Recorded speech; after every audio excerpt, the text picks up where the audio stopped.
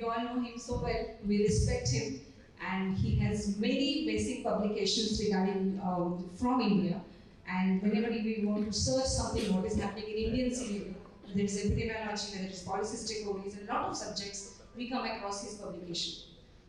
He is a member Medical Council of India from Government of India nominee. He's chairman Independence Ethics Committee, Fortis Escort Hospital Research Center, New Delhi. He's a past president Endocrine Society of India, and he's a great teacher. So many, though you don't look like that, but he's a great teacher for your age. I'm complimenting, but he's a great teacher of a lot of famous endocrinologists who are practicing and doing great research in India. So, and we keep on waiting for your Facebook uploads, which are very informative. So thank you so much, sir, and I request you to give your opinions and your remarks about the polycystic ovaries. Thank you very much. Great exaggerated introduction. Next 20 minutes we'll be talking about a disease which has not only been an enigma, has been plaguing us for the last 30-40 years ever since we started understanding it. I understand about this as much as I tried to understand when I did my first seminar in my doctoral studies. A lot of data has come along the way in these last 3-4 decades. Many aspects of this disease have become much clearer. But connecting those odds so that you can see it in a sequential fashion is still not yet that clearly possible. I was really amazed, one day I was reading a review article in Fertility Study, and I was amazed to see this paragraph. Imagine 500 years back, 500 years before Jesus Christ, Hippocrates. Those women whose menstruation is less than 3 days are meager, are robust, means obese, with a healthy complexion and a masculine appearance. Yet they are not concerned about bearing child, nor do they get pregnant. So probably one of the first descriptions of what we currently look like in polycystic ovarian syndrome. Still Leventhal, there were 2 of them who in 1935, first time, systematically in current medical literature described that there is a cohort of women who they end up in seeing who have some features of then hyperandrogenization, it was not that clearly understood, virilization and hirsutism, and can come to obesity. And then, even till I got trained, we used to do biphasic basal body temperature to see whether ovulation is occurring or not. At that time also. So this is the first time, people started thinking that this is a great entity which needs attention. Even if after these decades, once we look at it, it continues to be a relatively loosely concocted generic term, which broadly would mean, in fundamental terms, you have an illusion, or a cohort of illusions, who have clinical suggestion of hyperandrogen state, and this hyperandrogenism is either because of production or metabolic defect in the whole sequence of that androgen pathway. Many attempts have been made to define this disease, this elusive disease.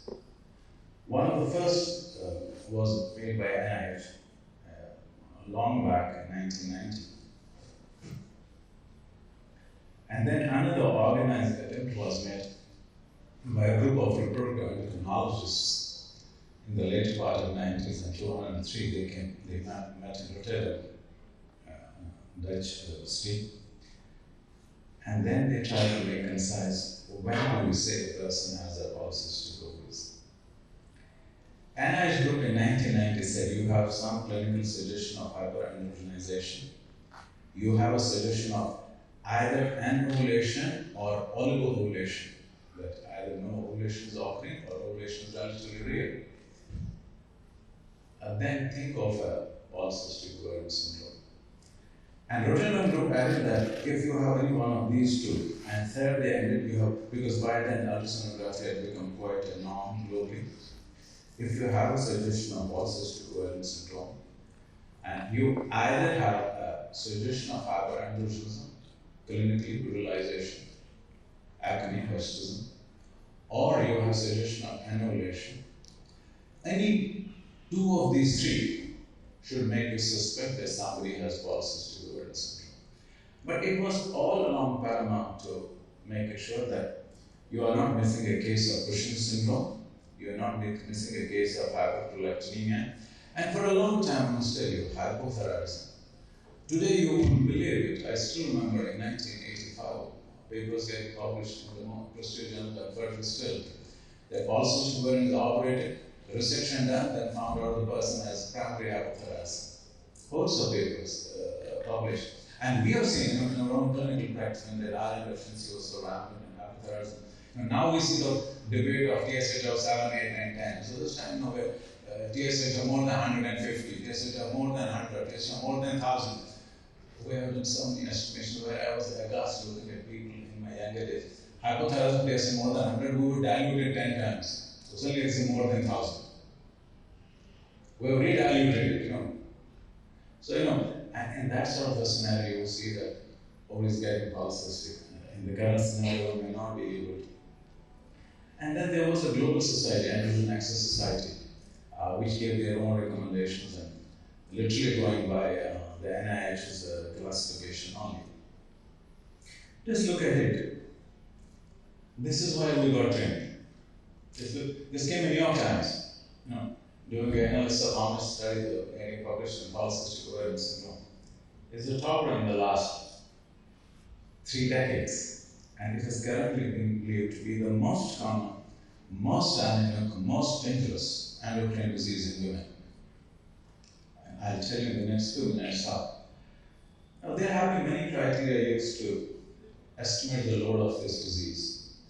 So, understandably, some of the first attempts were in the hospital. Go to a hospital for oligomenorrhea, what percentage of people ultimately would turn out to have a polycystic ovarian syndrome. You end up seeing women with amenorrhea, what percentage of people would.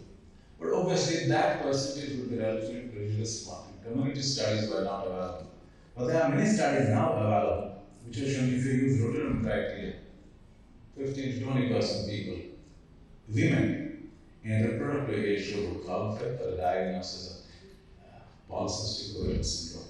And this seems to be getting worse, parallel with whatever we are saying in the area of diabetes and coronary disease, because many of us do believe that the underlying pathophysiology probably has come and is getting worse. And you're going to see lots and lots of it. This is a study that we published in Fertile Study in 1997. At that time, protein criteria were not there.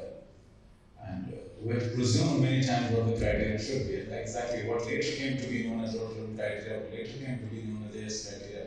We were given in this paper. We were amazed to find out that 1/3 of patients with very clear suggestion of polycystic ovarian syndrome. And when you look at multiple facets of the diseases that cause primary infertility, this was a relatively treatable disease. We also found out that 8% had a premature ovarian failure, which we would amyloid. So one of the highest rates ever published in medical literature. That's the first idea we thought was a huge problem there. Things were not as clear, 2 decades back as they are today, even to us. And then we looked at it from a different point. We said, let's go through the root of hyperandrogenism and look at hirsutism and how does it shape. And by then, things were reasonably better, but still Rotterdam criteria had not been finalized. And this is, again, we published in Fertile Still in 2002. We found out by the same criterion. If you look at any lady who has hirsutism, almost 40% would qualify for, ultimately, when you extensively investigate them, for a polycystic ovarian syndrome. This talks about obviously the competing differential diagnosis would be idiopathic hirsutism, which otherwise happens to be relatively common, more so in North Indian population. We found 4.some% ladies otherwise also had hirsutism, but everything was perfectly okay. Obviously, an important issue, a late onset congenital hyperplasia was something that needed to be ruled out, a small percentage of that. Now, looking at the summary of the current thinking on the disease, for a long time, fundamentally, it was thought it was fundamentally a neuroendocrine disease where the problem was the way the relationship develops between hypothalamus and pituitary. So GnRH acting on a gonadal tract, how it behaves with LH and FSH. And then the ovaries and thereafter. Then came the concept of insulin resistance. And then people thought, no, this fundamentally is some defect in androgen pathways where androgens obviously would either come from the ovaries or from the adrenal glands, and this abnormality needs to be identified. And this is what, would bespeak the whole thing. If you look at hypothalamus, which would be generating GnRH and acting on the gonadotroph in the pituitary, the cell that ultimately would produce LH and FSH.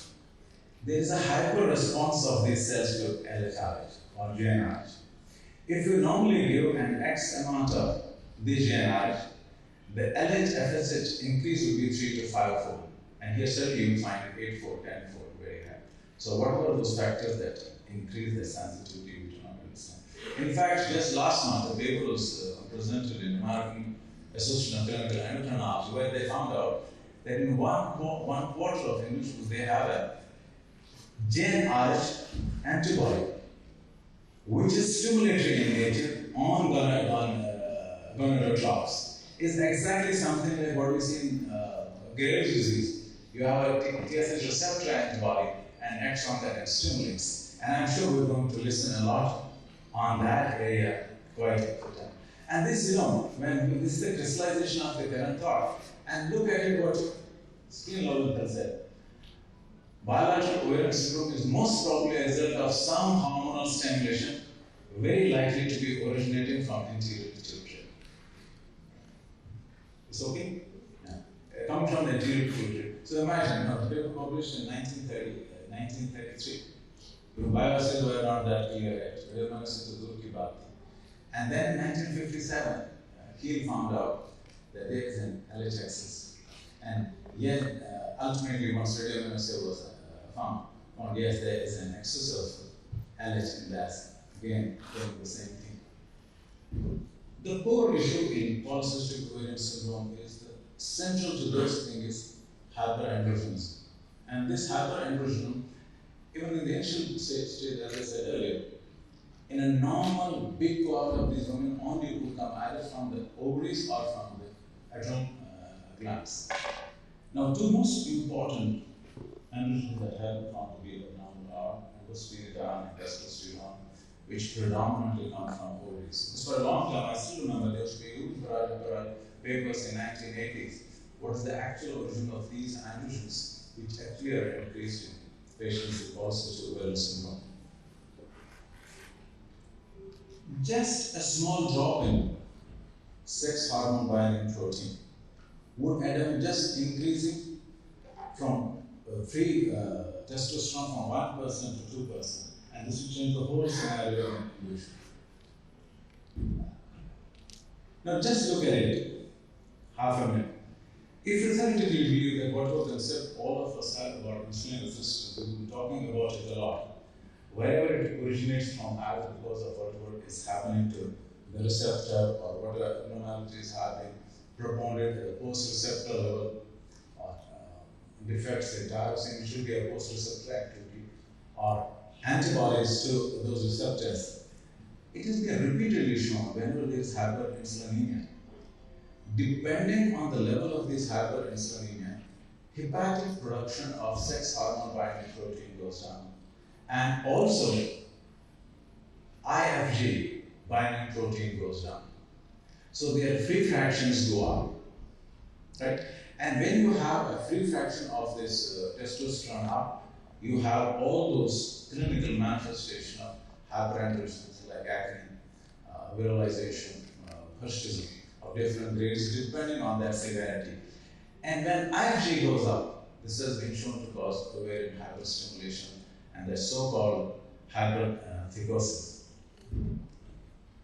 A lot of data has come.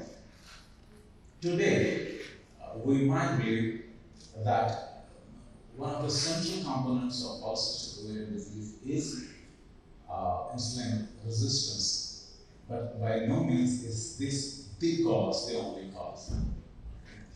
Data came in 1980 from Wilson's group, which published in JCM. Most of the work has come from Denaf and Azizi, about a couple of dozen papers showing that yes, insulin resistance is there. Some people postulated that there are, I don't know how many of you have heard of it, structural thyroid hormone resistance. You could have a thyroid hormone resistance with pituitary only. You could have in a particular area, cardiac thyroid hormone resistance. In a similar fashion, having a structural insulin resistance in the ovaries only.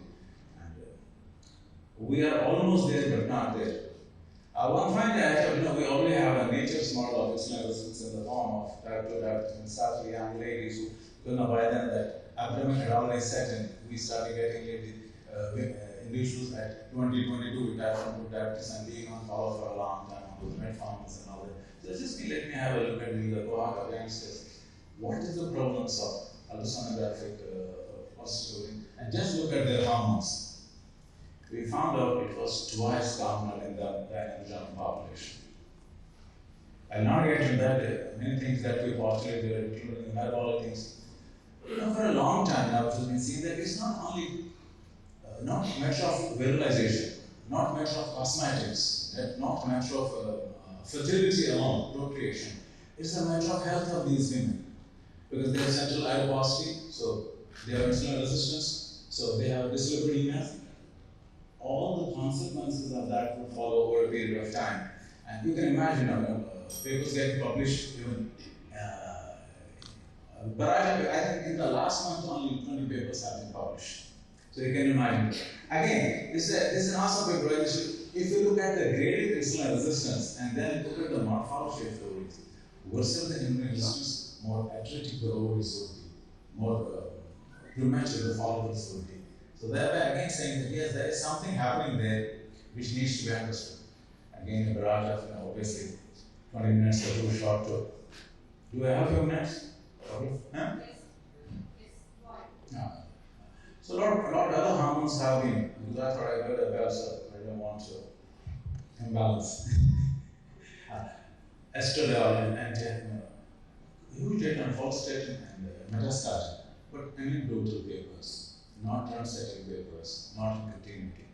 Estrone was at one stage thought, young in 1970s, thought that how it works, I wouldn't get into something. Apart from this, polymorphism of receptors, genes which control FSH receptors, many more polyforms have been found out. They found that a couple of polymorphs are more associated with. So thereby actually getting expressed through ovarian tissue at some stage. I was amazed, this paper getting published last year, where this industry goes, liraglutide. That is, obesity is central to it. If it's central to it, losing some weight would it had. Imagine, it's found out that in the liraglutide group, acid VG increased by 7.4 nanomoles, increased testosterone came down in a very big way. And then they looked at the pre-treatment ovarian volume and the endocrine parameters of polycystic ovarian syndrome. 6 months therapy, and there was a huge reduction by over 40% in all of them. It's a huge hassle. It's a huge hassle. I've seen it people, presenting with this study from our own institution. I saw a girl yesterday morning, she walked in, I said, "Beta, kaisi ho?" Kehte, "Sir, mujhe to lagta nahi main ladki hu. Har ek ko menses hoti hai mujhe beech mein." Every second individual. So, need to better handle these individuals physically as well as mentally. Again, in that area, one study found that we should almost, 2/3 of women have significant neuropsychiatry, and they need proper education and proper help. Summary, as of current belief, two types of people, groups would be there. Those hyperandrogenism with insulin resistance, and in that group, you will have a relatively minimal LH elevation. And they will usually have syndromal hypertrichosis. They will not have those those huge cysts. It will be almost atretic over it. Some of the way you find it very difficult to treat. I must have seen somebody giving a metformin, every 500 milligrams, 1 gram, everything getting fine. And some will do everything that you can think of out of the box, and nothing seems to be happening. All spectrum of the same disease. Something like being a small-time proteinuria to end-stage renal disease. Exactly something happening there. And those who have hyperandrogenism without insulin resistance, they will be the guys where LH will be very high than FSH. Those are the guys who have been talking about ratio of more than 2.5 between average and FSH and those nutrition levels. And there you will have those polycystic ovaries when you do an ultrasound. Again, I thought of coming to eugenics land and not talking about the fetal origins and Kali being there. Gestational hypoglycemia has long been shown to cause gestational hyperandrogenism. I don't get into it. In summary, the last slide. Polycystic ovarian syndrome is not just about a disease. It's not just about cosmetics. It is changing the whole lifespan of these ladies. And we are talking about almost 1/4 to 1/3 of total women in reproductive age group. Right from the pediatric age group, getting into those laser, you must all of people who practice endocrinology, getting into those laser therapies, going from one gynecologist to another gynecologist, is many changing from one endocrinologist to another endocrinologist, smaller, bigger, better places. And then, then this IGTs and IGTs coming, going to the diabetologist, and then suddenly those lipids started coming up, going to cardiologists, and I'm sure getting ultimately from pediatrics to geriatrics. So we need to understand it better in order to handle this sickness better. Thank you so much.